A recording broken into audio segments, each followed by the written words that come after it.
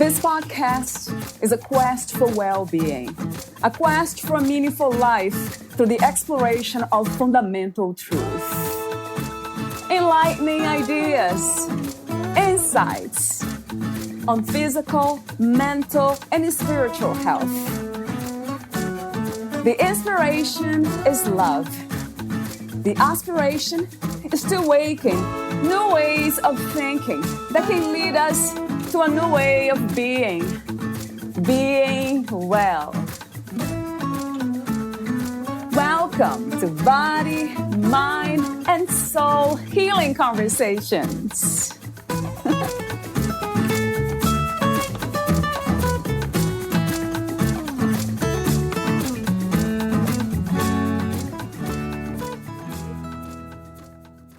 The goal of functional medicine is to find the root cause of disease using science-based methods. All symptoms are considered interrelated in the functional medicine model, since the body is viewed as an integrated whole.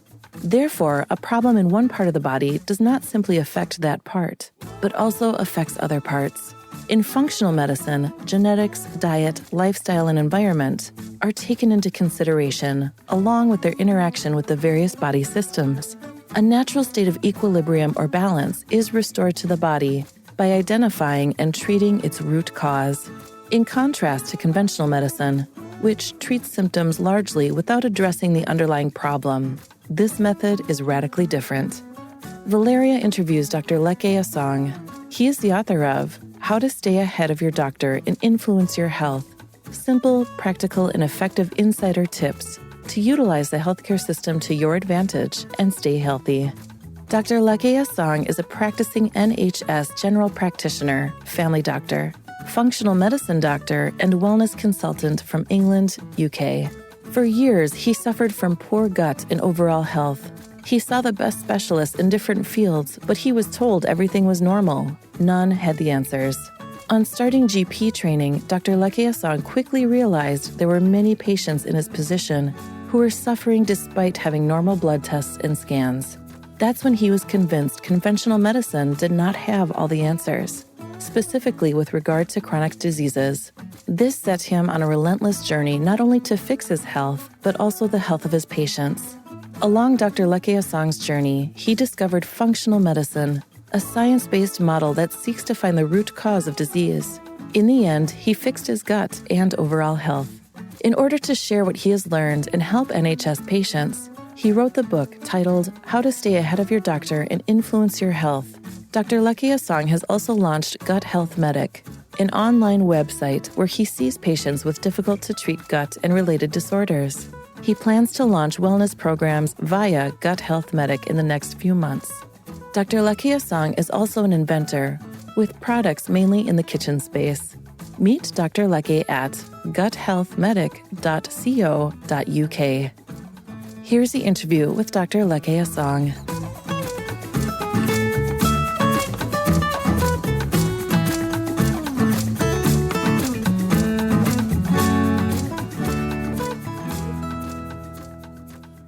In your own words, who is Leke Asong? Hello, yeah, that's a good question. I am a GP, general practitioner, and a functional medicine doctor and wellness consultant. So I am from England, Nottinghamshire to be precise, in the Midlands. And yes, I've been a doctor for 18 years and a GP for since 2009. Right. So probably 13 years, 14 years. What inspired you to become a doctor, Leke? Yeah, so my dad, who passed away, rest in peace, was a surgeon. So I grew up in a medical household, and I watched him, help people, and I just thought I'd like to do that as well. I wasn't a surgeon, but at least I got into medicine. Right, so you're influenced by environment, by your father. Yeah, environmental influence. Another question that comes to mind is, what is the most rewarding part of your job? What do you love most about doing what you do as a doctor? Yeah, so I look at medicine as problem solving. So people come with a problem which is a disease, and I diagnose it and hopefully provide a cure. So yeah, seeing patients come back and say, I feel a lot better, or I haven't got the pain anymore, or I'm not aching anymore, or I don't feel depressed anymore. That's quite a big reward for me. I love what he said. So solving problems, it's very rewarding to the brain, isn't it? To the mind. I noticed that when we are able to solve a problem. And you made me think about the problem of being human beings and always dancing around the realms of happiness and suffering. Like, how do we solve that? How do we end all that? Especially the suffering. Of course, we don't want to end happiness, but how do we end suffering? That has been one of my quests for my entire life. To be happy, maybe you need to suffer. And I think if you look at suffering as a journey, then it's not so bad, maybe. It probably depends on the degree of suffering, though. But I just look at it as a journey. Everyone's journey is hampered by problems sometimes or obstacles, but you learn to get around it, and that's experience. So that's how I look at it. How do you define health? A question that I have asked some of my guests here. What is to be healthy from your perspective? Very good question. So from a conventional medicine point of view, health is probably the absence of disease. But from a functional medicine point of view, which is more complementary medicine, it isn't just the absence of disease. It's really a state of, how can I define it? Yeah, so health is not just simply the absence of disease. It's perpetual optimal wellness, feeling well in the body and mind. Well-being, wellness, right? I think they are the same. I use more well-being for some reason, but I think... Yeah, they are the same thing, I think. They are just kind of synonyms. So the state of feeling well within the mind and body, of course. But this is not something that remains that way, right? There's always something happening. The mind changes all the time. We are happy. We might be happy today, and then the next day we wake up not feeling so well at the emotional level. And then the body too, the immune system drops. I'm just trying to kind of understand your answer more accurately from that point of view. This is within that lack of, that umbrella of well-being, even kind of dealing with the chains within the mind and body? Very good question. So I think from a physical, maybe I should divide it into two parts, physical and mental, just for the sake of the answer. I think waking up in the morning feeling motivated, having no aches and pains, no symptoms whatsoever, having a spring in your step is one component. Having a clear head, being free of brain fog, for example, is another one. Having said that, there are days when you won't be happy, and that's just part of life. So I think well-being and wellness doesn't mean you're never sad. It just means you might be sad, but you've got the resilience to be able to counteract it. But yeah, it is a kind of changing, almost amorphous state to some degree. That makes sense to me. We call it resilience, right? It's almost like one step above the chains of the mind, just being almost prepared for the chains when they come and then dealing with them with grace. The word grace comes to me. Perhaps I would say kindness, patience too. It is my practice. I'm always practicing these things. But I never found a destination, though, for well-being. It's actually the title of this podcast, A Quest for Well-Being. And that's why it says A Quest for Well-Being, because it seems, like you said, it's not really a destination. It's a journey. So it keeps changing. And if we can find something within us that's stable, that we can kind of be aware or become that, which I believe we are really, that unchanging, which is not really a state, an unchanging consciousness or the eyes that look through all this. Anyway, then would be a lot more fun, the human experience. It feels to me, that's what my quest really is. And when I say a quest for well-being, it means being well all the time at the level of the mind and body. Yeah, it's a good point. I think to maintain that state, you've got to change things, which meaning lifestyle, diet, and supplementation. So you've got to work to achieve optimal wellness. It's not a state where you just think, oh, I've arrived, oh, I'm absolutely fine now, because you'd need to do certain things to maintain that state, for example. I'm sure you do things like yoga and meditation. These are practices which you can incorporate into your daily routine to be able to maintain that well-being state. Yes, that is true. Although there's nothing I can do for that stable and peaceful part of me that's already there. I'm already free when it comes to that. But it's almost like to get the benefits of that knowledge of the place that's not a place of awareness, then it takes practices, right? I call them practices, taking care of the body, the mind, with all these things, right? That is so true. What do you feel is the purpose of the human experience? Wow. It's a difficult question. The purpose. I think for me, the purpose of a human experience is to give. I think to be service to others, really. Yeah.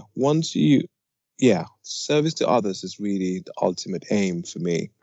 That means, and to others, but not neglecting yourself, to your family, your friends, and anyone you get in contact with. In fact, when you give, you always have that endorphin rush. People giving really makes you feel good. So I think, service to others, I would say. What is your spiritual view? Do you have any spiritual views of yourself, life itself, the world? Okay. I do have some. I'm not sure if they're classed as that. One, I believe we're all related. I know it sounds weird. I just think we're all connected in some way, shape, or form. And I also believe in kind of energies, like positive energy and negative energy. Like, for example, if you walk into a room and there's like a bad person in there, or the atmosphere is not right, you can sometimes sense it even without knowing anyone in that room. So I really believe that there's kind of positive energy. And there've been times I'll get up in the morning, because I work in different practices. I'm like a freelance doctor. And I'll think, gosh, I just don't feel right today. It might be a tough shift, or something might happen. And sometimes it does. You just get that feeling. I mean, the last shift I went to, it took me an hour, 45 minutes to get there. Normally it should have been 45. But for some reason, I think there was a traffic and there was an accident. So, I think there's a kind of energy which we can't touch, but we can feel, which permeates the environment. And that's why I think helping people and giving really helps boost your personal energy and everyone's energy around. Yeah. Is that spiritual? Or yes. Okay. Yeah, right. We could be like in between, but no, that sounds very spiritual to me. Yeah, this perception is the spiritual perception. Yeah. So you're able to perceive and feel the energies of the invisible world, right? Yeah, that is. It has to do with intuition too. Some call intuition, even visions that some people have. I think we all know that there's something beyond this, unless you're like a very materialistic atheist, hardcore in that sense, scientist. But hopefully, there are those people.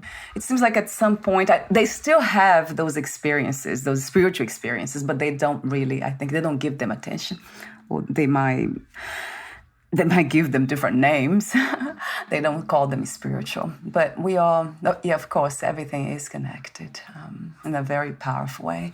So thank you for saying that too, because that's a very natural perception of yours that we all have, but we don't really kind of voice those ideas or those understandings in our minds. We don't have a space even to talk about it. Like in my case, I started this podcast because I couldn't really talk to too many people about certain things. All right. Yeah, spiritual, especially spiritual truth or spiritual ideas, knowledge. My family members, my friends, nobody would want to listen to it because they didn't understand in the first place. It was just too much for them. So here I can just talk about all this and it's a lot of fun. So You wrote a book titled How to Stay Ahead of Your Doctor and Influence Your Health. Simple, practical, and effective insider tips to utilize the healthcare system to your advantage and stay healthy. How did you become a writer, Leke? And what was the main intention of writing this book?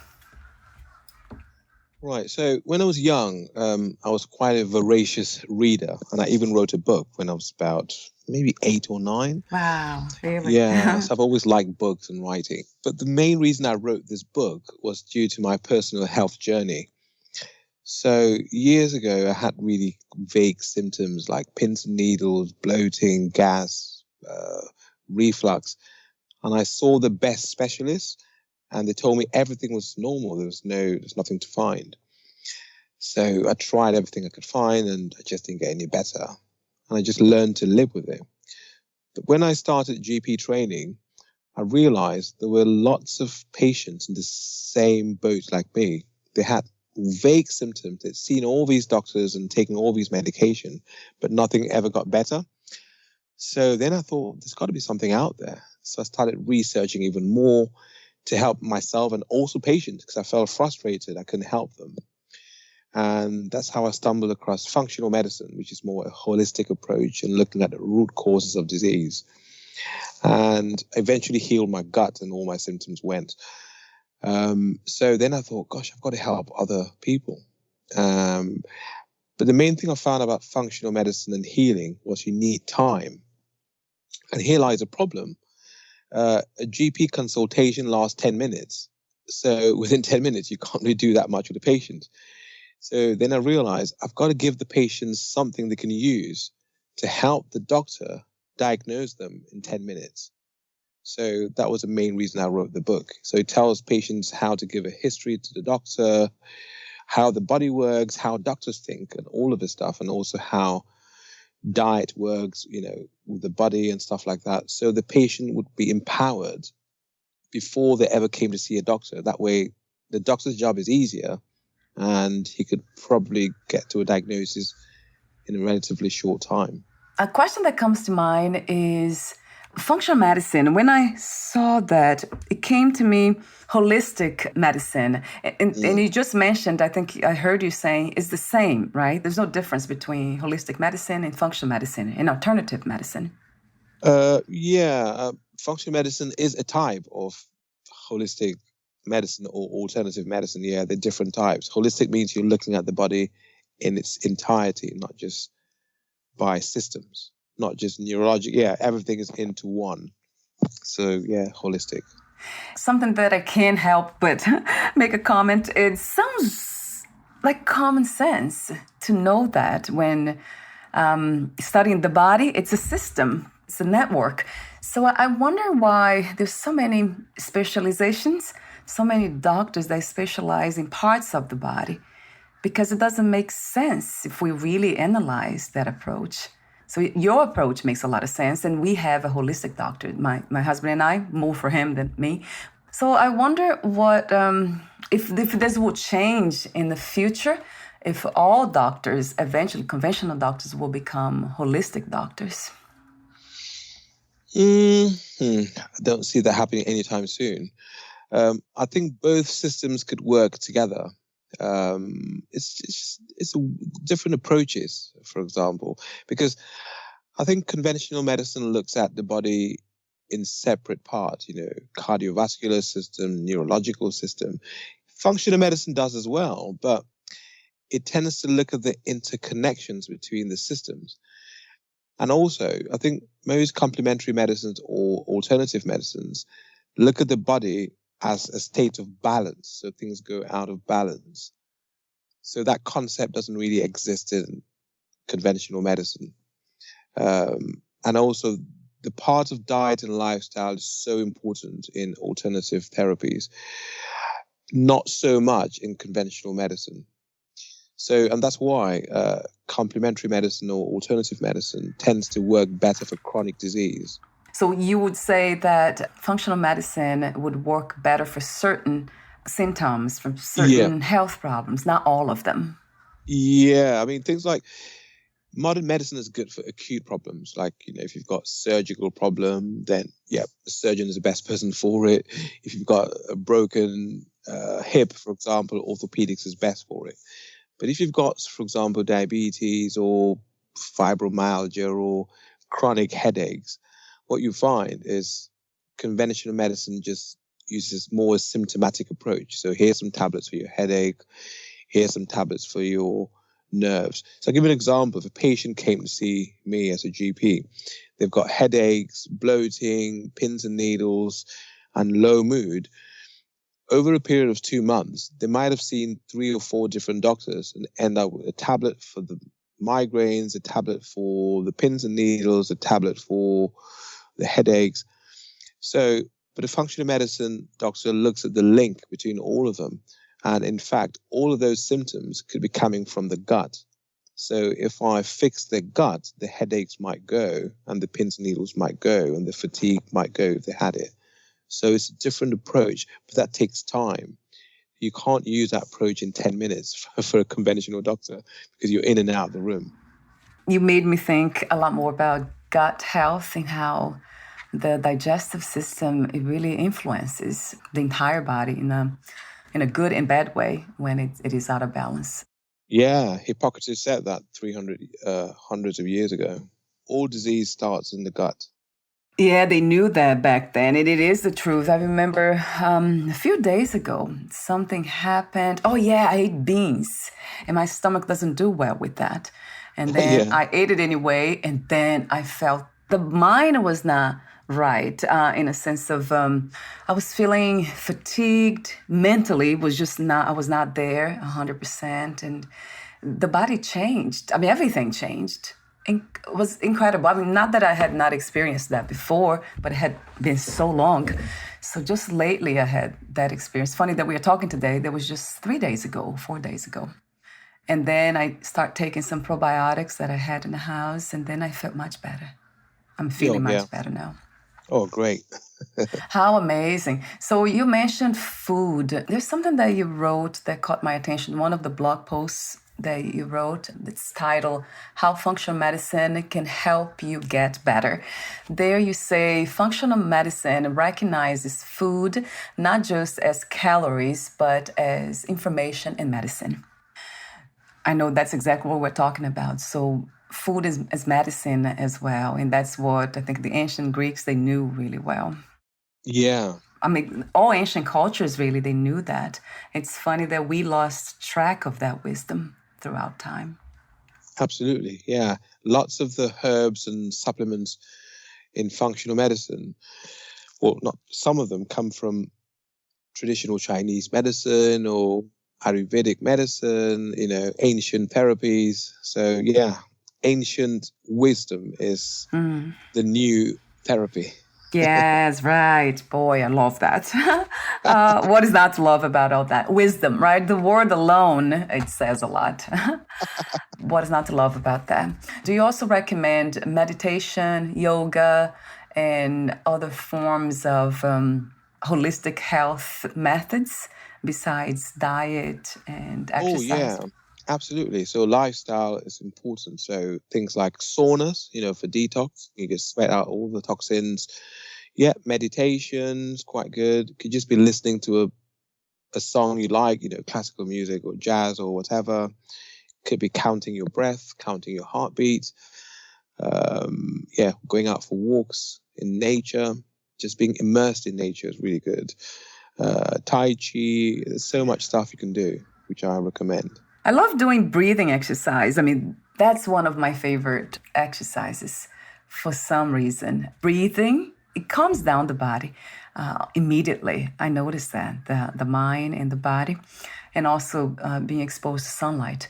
But with that in mind, being calm, this idea of having a peaceful mind, let's talk for a moment about stress, because you sent me an article about that you wrote on stress that's titled How Stress Sabotages Your Health and What You Can Do About It. So how do we learn to recognize, let's say, unhealthy stress? It's a good question. So I'll tell you a quick story. So years ago when I finished GP training, I thought I'd go for an interview for a partnership job. So I got there and did the interview. And one of the questions was, what do you do when you're stressed? And so I looked at the lady, I defined what stress was.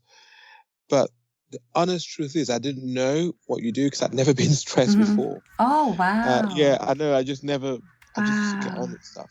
So I'm like, I just defined it. She goes, yes, but what do you do when you're stressed? You know, all the partners here run around like headless chickens when they're stressed. What do you do? And I just sat there frozen. I don't know what I did. I've never been stressed. Wow. So years later on, I thought, oh gosh, now I understand what stress is. So yeah, it's really remarkable how I'd never been stressed all that time. But then I heard Jeff Bezos say, stress isn't due to lots of work. It's more due to the fact you haven't tackled the work. Something along those lines about how you haven't come up with solutions to what you have to do. That's why you're stressed. But to answer your question, what was your question? I've forgotten the question. Yes, about within that realm, because stress seems to be natural, right? To feel like it's almost like this force, this drive that allows us to do things, to get things done. But unhealthy stress seems to be different. So that's the question. I think one of the commonest ways of recognizing stress is irritability. If you're very irritable, then that's a sign, like a short fuse, annoyed all the time, and you don't seem happy, you seem a bit withdrawn. Those are signs. But I think the commonest sign is just irritable. And another one is a lack of stamina. For example, maybe you normally work for 10 hours and then after 5 hours, oh my gosh, I'm wiped out. And also not being able to concentrate mentally is another big one. So yeah, those are the four big ones. It really resonates. Especially the irritability, that makes a lot of sense. And what comes to me is that is the mind, isn't it? When we have too many things, some people, we just do too many things. It is my case sometimes. And I notice that the more things I have to do, the more I tend to be not irritated, because it's not my nature, I guess. It never comes to me that way. But it's almost like anxious. I'll describe it as being anxious. So do you see a difference between being stressed and anxious, or they are one and the same? Let me think of that one. Stress and anxious. Yeah, I think anxious is being apprehensive, not sure, being unsure about a situation or being worried about a situation. For example, if you've got to go on public speaking at some conference with 1,000 guests, you think, oh my gosh, I'm so anxious, almost unsure. And what's the other word? Unsure is probably not correct. Say 1,000 guests, anxious. Maybe unsure or not confident enough in your ability. At a momentary lapse of lack of confidence. Yeah. But stress is, you could probably do the conference of 1,000 people, but maybe you've done 10 conferences in the last 2 months and you feel overwhelmed because the work has been too much. So you feel stressed, but you're not anxious about it. You're just thinking, oh my gosh, there's another thing I've got to go through. Am I going to be able to do it for 1 hour? Because I feel tired after 10 minutes. So, I see. Yeah. Slightly different, yeah. Right. I explained it properly, but not having the energy, and the other one is almost like the energy of not feeling confident enough, right? Yeah. Having doubts, right? Yeah. Yeah, having doubts, and Yeah, that makes a lot of sense. So I have to ask you this question. You've never been stressed. I mean, what a beautiful statement to hear from another human being. I think I've never heard that before. Now I'm stressed. Yeah, I've never been at the time. Yeah. So at that time, you never had the experience of being stressed. Is that something that would you say is genetics? What do you attribute that to? Yeah, that's a good question. I don't know. When I did GP training and we had like a half-term assessment, And the head of GP training asked my GP trainer and said, what feedback have you got for Leke, for me? And he said, I've just got one thing. He won't go on holiday.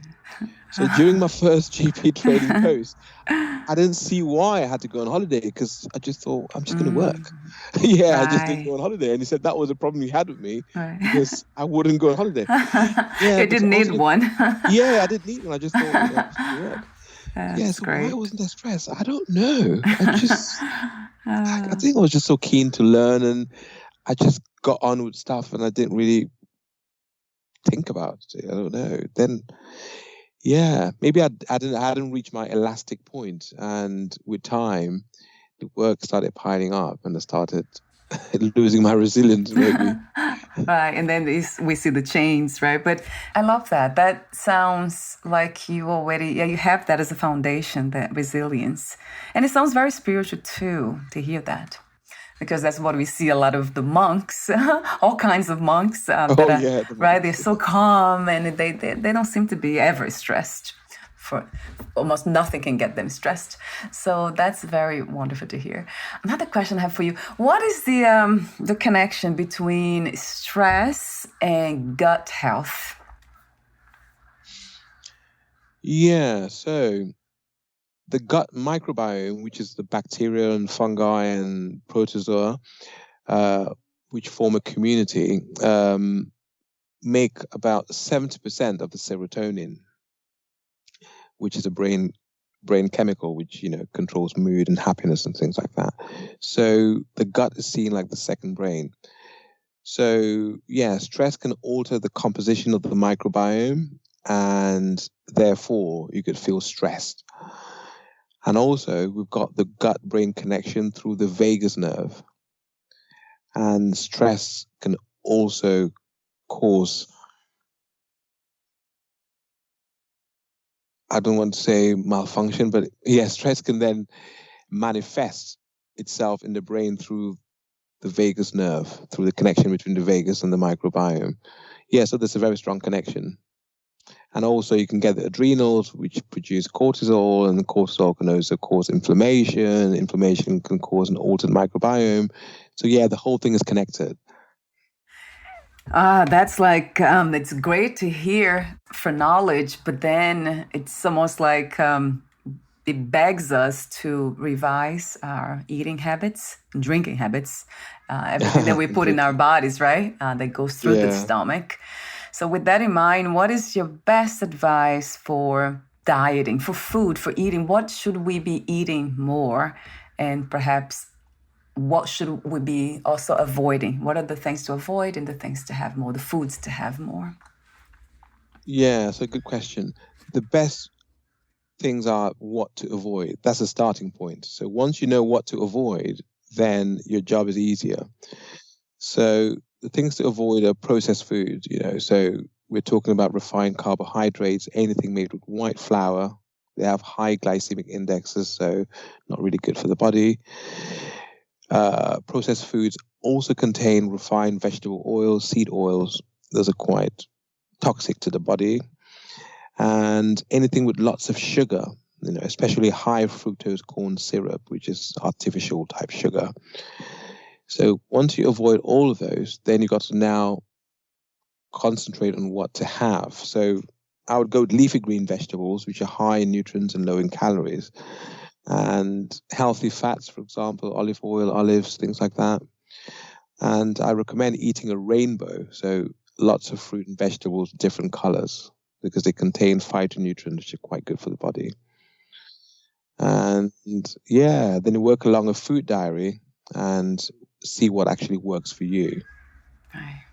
Because we're very unique. The bodies are very unique, right? We have Absolutely. to try different things.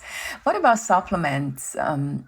I take a lot of supplements. I take multivitamin, complex B, and vitamin D when I don't have enough sun. And then I have vitamin C and all that, those things. I have heard that some of us don't need that. But how do we know when we do and don't need? I take it every day anyway, and I wonder if the body needs it every day. Yeah, I'm a passionate advocate for supplements. Yeah, me too. Yeah, because I think we need supplements. The soil quality is low, it's nutrient deficient, that's for sure.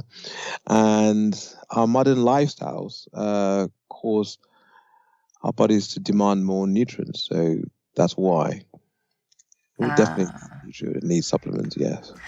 I noticed that you have, I think I read somewhere, that was in your bio, it might have been, that you also have product, I think, let me go back to your bio. Oh yeah, the inventor of something, right? Invention, yeah, not a product Yeah. line, yeah. So what are are they related to food and supplements or something else?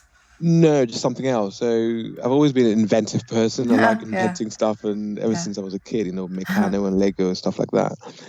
So yeah, I thought, I'm gonna use my creative brain. So I invent products, mainly kitchen type gadgets, and then I call companies and ask them to have a look and see what they think. And if they like it, they can manufacture it and distribute it and sell, and then they then give me a percentage. So it's called licensing. That sounds wonderful.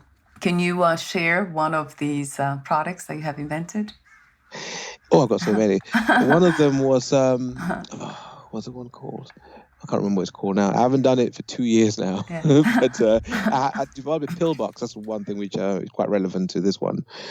I haven't licensed it yet. I've contacted maybe 30, 40 companies, but they weren't really interested. But it's a pill box that allows you to organize your pills in minutes and not hours and hours. That sounds good. I have seen some of it, but they look like, how can I describe it? It's almost like a box within a box, and they have tons of little squares. Does it look like it? I have seen that before. Yeah, it's a bit like that. It's got little compartments for the supplements. Yeah, I love that. That's using your creative mind, as you said, right? It's a lot of fun, isn't it, to create things? Yeah, absolutely. Just creating stuff. So we are almost at the end, and I do have a few more questions for you. There's something else that caught my attention. Another blog post of yours, the title is A New Treatment Model to Tackle Chronic Disease. I love the depiction of the tree. Yeah. I love that. You have surgeons at one side. Yeah, cutting the branch off. Yeah, tell me. I love that depiction. I love that. Yeah, I came up with that idea maybe 2 years ago. I thought, do you know what? I'm going to use the tree and different practitioners as a kind of analogy.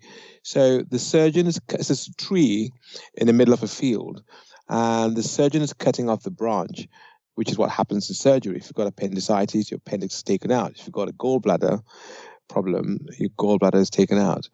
The conventional medicine doctor was painting the leaves and the branches, which were brown. So in a way, it's saying symptomatic approach. You've got a headache, here's some paracetamol. Off you go. And the functional medicine practitioner or doctor was digging the roots, the soil, to find the roots of the trees, to fix the problem from the root. So that's the root cause approach. I was looking at it for a long time. Did you draw that? Good question. So I came up with the idea and I did a sketch, and I contacted an illustrator who did it for me. Yeah, I didn't do it myself personally. But the idea and the whole thing, I sketched it out. And I'm not a bad drawer, but I wouldn't be as good as that. So yeah, it was someone else who did it. Yeah, that was just like it's almost like you don't have to read the article anymore. This is it. The one picture shows it all, right? Absolutely. I loved it. 1,000 words, worth 1,000 words. Yeah, it really did that for me. It paused me for a while. and I love those things anyway. I love art.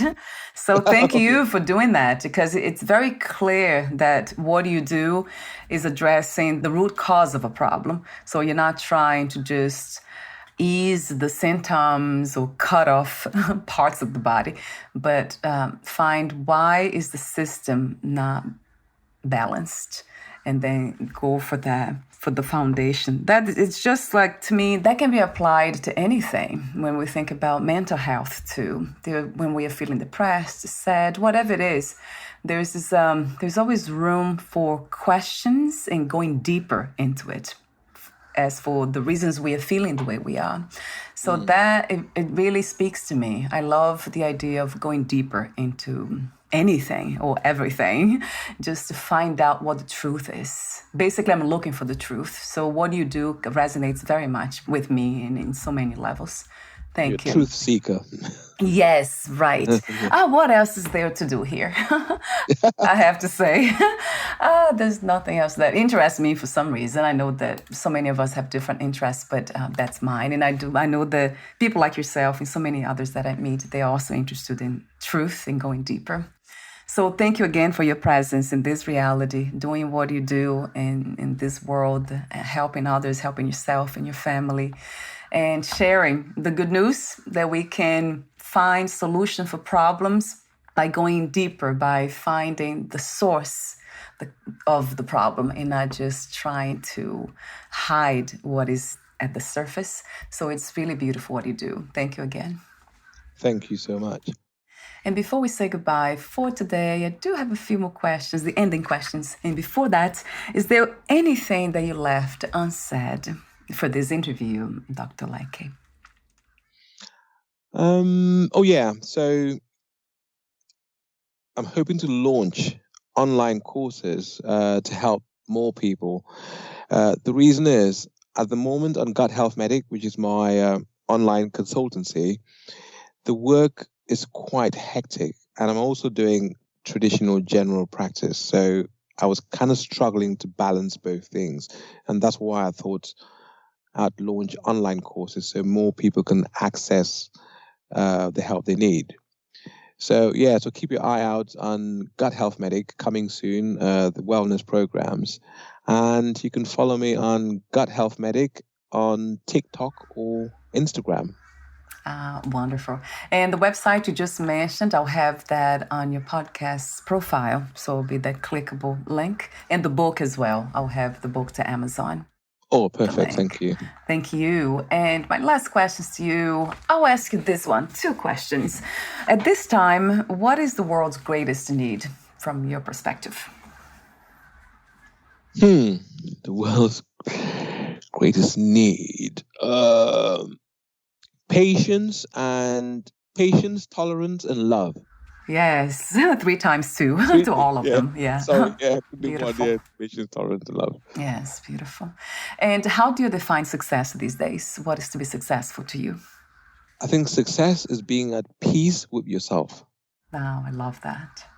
Yes, that's profound enough. I know I would ask like 1,000 questions about how do you do that? That one, That's the goal, isn't it? To be at peace. Right. What a beautiful answer. I was going to say it's not like a money thing, because I remember a quote I read years ago. It says, you never get rich in business. You only attain levels of relative poverty. So it applies to everything. You want more and more and more and more.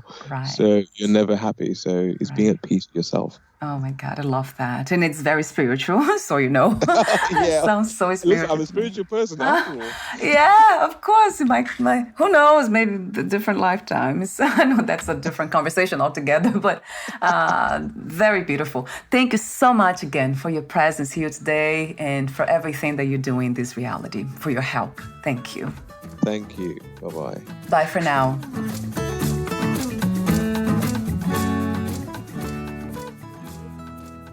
Thank you for listening. To learn more about Dr. Leke Asong and his work, please visit guthealthmedic.co.uk. To learn more about this podcast, please visit fitforjoy.org/podcast. Thank you again for listening, and bye for now.